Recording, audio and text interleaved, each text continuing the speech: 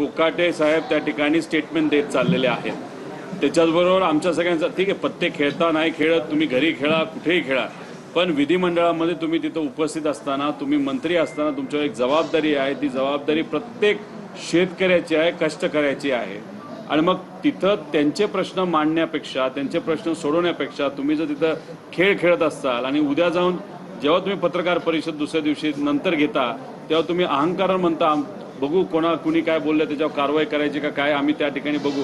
हा अहंकार जरा बाजूला त्या ठिकाणी तुम्ही ठेवा. तुम्ही शेतकऱ्याला भिकारी म्हणलात, तुम्ही सरकारला भिकारी म्हणलेला आहात.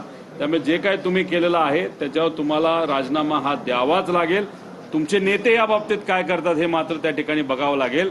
पण दादांना मला विनंती करायची, एकतर यांचं खातं बदला, तिथं दुसऱ्या चांगल्या व्यक्तीला तिथं तुम्ही द्या, नाहीतर तुम्हीच स्वतः कृषी विभागाची तिथं जबाबदारी घ्या, अशी विनंती अजितदादांना तिथं करतो.